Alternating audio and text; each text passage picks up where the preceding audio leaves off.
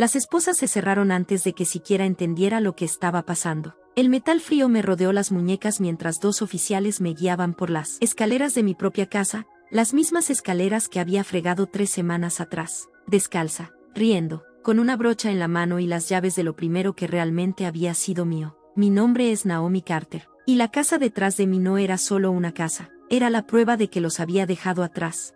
Mi hermano estaba en la banqueta, con los brazos cruzados, tranquilo y con aire de justicia. Mis padres estaban detrás de él, en silencio, observando, sin impedir nada. Usó dinero de la familia, dijo mi hermano a los oficiales. Esa casa pertenece al fondo familiar. Fondo familiar, una frase que inventaron años atrás para controlarlo todo, cada regalo, cada herencia, cada logro que no pasara por ellos primero. Busqué en el rostro de mi madre algo, duda, culpa, cualquier cosa. Ella desvió la mirada. No lloré, no supliqué. Me metieron en la parte trasera de la patrulla mientras los vecinos me miraban desde las ventanas, susurrando. Pero cuando la puerta del coche se cerró y el motor arrancó, un pensamiento se apoderó de mí con una claridad absoluta. Creían que se estaban llevando mi casa. No tenían idea de que me estaban entregando todo lo que necesitaba para acabar con esto para siempre, porque cometieron un error fatal.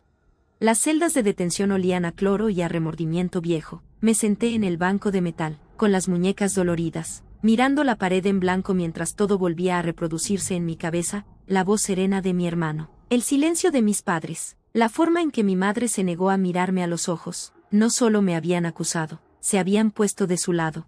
Alguien finalmente abrió la puerta. ¿Puedes hacer una llamada? Ya sabía a quién iba a llamar, no a mis padres, no a nadie que llevara su apellido. Llamé a Evelyn Pierce, la abogada que había llevado el cierre de la casa. Contestó a la segunda llamada. Naomi, dijo ella. Me arrestaron, dije. Él dice que la casa es del fondo familiar. Ella guardó silencio. ¿Usaste cuentas conjuntas? No. ¿Firmaste algo que les diera participación? Nunca. Su voz se endureció. Entonces acaban de cometer un error muy grave. 1 hora después llegó, serena, precisa, peligrosa de una manera que mi familia nunca comprendió. Interpusieron una demanda civil, explicó, deslizando papeles sobre la mesa, pero la convirtieron en una acusación penal por fraude sin evidencias. Puse el ceño. ¿Qué quiere decir eso? Me miró a los ojos. Quiere decir que se han expuesto. Se inclinó un poco, porque tengo los registros de las transferencias bancarias, y esos registros prueban algo que mi hermano nunca pensó que revelaría. El dinero no vino de ellos, vino de otro lado por completo.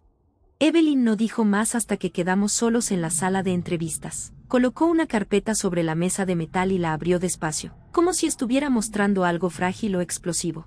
El enganche, dijo, tocando la primera hoja, vino de una cuenta abierta a tu nombre, a Soleo, financiada hace 18 meses.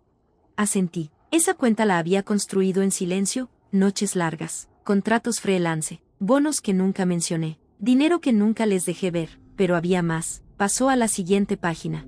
La transferencia final, continuó, vino del fideicomiso. Se me apretó el estómago. No del fondo familiar, no de ellos. El fideicomiso de mi abuela, ese que me habían dicho que ya no tenía fondos. No lo sabían, dijo Evelyn en voz baja. Ella creó una subcuenta privada accesible solo para ti. La modificó 6 meses antes de morir. Mis manos se quedaron quietas. Mintieron, susurré. Evelyn no lo suavizó. Sí. Y ahora te han acusado de robar algo que legalmente era tuyo. Desde afuera se oía el murmullo distante de voces, la maquinaria de su acusación ya en marcha. Evelyn cerró la carpeta. Ellos forzaron que esto saliera a la luz, dijo, lo que significa que ya no pueden ocultar lo que hicieron. Por primera vez desde que las esposas apretaron mis muñecas, sonreí, porque no solo me habían atacado a mí, se habían delatado. A la mañana me soltaron, sin disculpas, sin reconocimiento, solo una firma rápida y la retirada de las esposas como si nada hubiera importado, pero importó. Afuera de la estación, Evelyn me devolvió el teléfono. Vibraba sin parar, llamadas perdidas, mensajes, notificaciones acumulándose como ladrillos que se caen. Mi hermano ya había empezado a reescribir la historia. Solo estamos protegiendo lo nuestro. Publicó en línea. Mis padres le dieron like. Lo miré largo tiempo. Entonces Evelyn habló. Presentaron una moción de emergencia para congelar la propiedad. Se me apretó el pecho. ¿Pueden? Ella negó con la cabeza. No con lo que tengo. Me entregó otro documento, no solo la transferencia del fideicomiso y los registros bancarios. sino una carta firmada por el abogado del patrimonio de mi abuela confirmando que los fondos fueron intencionalmente ocultados al resto de la familia para protegerme de precisamente esto. Ella lo había visto con claridad. Te acusaron públicamente, dijo Evelyn, lo que significa que podemos responder públicamente. Miré otra vez las puertas de la estación, el lugar donde creyeron que me habían quebrado. Querían control, dije en voz baja. Evelyn asintió. Y ahora, respondió, nos han dado una palanca. Por primera vez desde que me esposaron, ya no estaba reaccionando, estaba planeando, y ellos no tenían idea de lo que venía. 2 días después vinieron a la casa, esta vez no con policías, no con acusaciones a gritos por la banqueta, solo mi hermano, tieso en el porche como si aún le perteneciera. Abrí la puerta, pero no lo invité a entrar. Ya diste tu punto, dijo evitando mirarme, avergonzaste a la familia. Casi me reí, me arrestaste. Él se estremeció un poco. No debiste usar el dinero de la abuela a nuestras espaldas. A nuestras espaldas, como si alguna vez hubiera formado parte de su círculo. Levanté la carta que me había dado Evelyn. Ella me lo dejó a mí, no a ustedes, no al fondo familiar, a mí. Él miró el papel como si pudiera desaparecer si parpadeaba. Nos estás destruyendo, dijo en voz baja. No, respondí. Ustedes lo hicieron cuando llamaron a la policía. No tuvo respuesta. Detrás de él, mis padres estaban sentados en el coche, mirando, esperando. Todavía no me hablaban, todavía no preguntaban si estaba bien. Se dio la vuelta y se dejó ir. Y por primera vez lo vi claro, ya no estaban seguros. Tenían miedo porque habían cruzado una línea que no tenía vuelta atrás. Y ahora eran ellos quienes tenían algo que perder. La fecha del juicio se fijó más rápido de lo que ellos esperaban. Las audiencias de emergencia tienen una manera de acelerar la verdad, especialmente cuando alguien usa el sistema legal como un arma. Evelyn se sentó a mi lado en la sala. Al otro lado, mi hermano evitaba mirarme. Mis padres estaban detrás de él, rígidos, su confianza más delgada ahora, su silencio más pesado. El abogado de ellos habló primero. Habló de activos familiares, de fondos malversados y de herencias compartidas. Lo hizo sonar limpio, razonable. Entonces Evelyn se puso de pie. No alzó la voz, no hizo falta. Entregó al juez los documentos del fideicomiso y las transferencias bancarias, más la carta firmada del abogado del patrimonio que confirmaba que mi abuela había protegido deliberadamente esos fondos del resto de la familia. El juez leyó en silencio, y luego levantó la vista. Señorita Carter, dijo dirigiéndose a mi hermano, esta propiedad no forma parte de ningún fondo familiar compartido. Las palabras cayeron como si la gravedad se hubiera reacomodado. Evelyn no se quedó ahí. Presentó el informe de arresto y la denuncia por fraude presentada sin pruebas, la escalada que me puso las esposas. La expresión del juez se endureció. Esta corte se toma muy en serio las acusaciones penales falsas.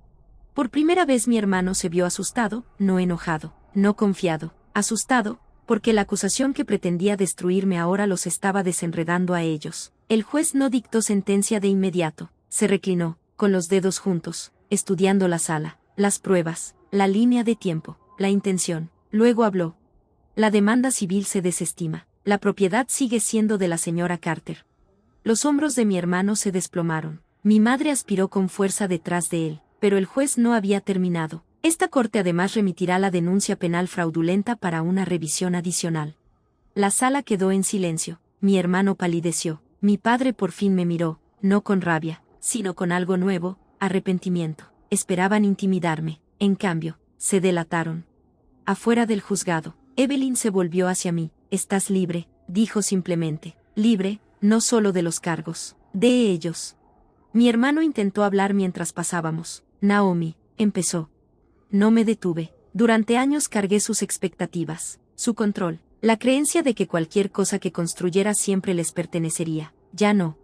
Afuera. El aire se sintió distinto, más ligero, porque no solo habían perdido la casa, habían perdido su poder sobre mí, y por primera vez en mi vida, no estaba peleando por conservar algo, me iba con todo.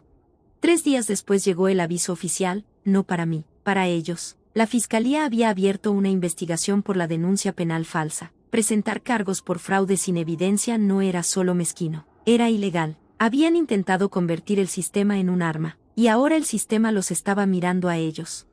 Mi hermano llamó una vez, dejé que sonara. Mi madre dejó un mensaje de voz. Su voz sonaba más pequeña que nunca. No pensábamos que llegaría tan lejos, dijo. Lo escuché solo una vez, luego lo borré.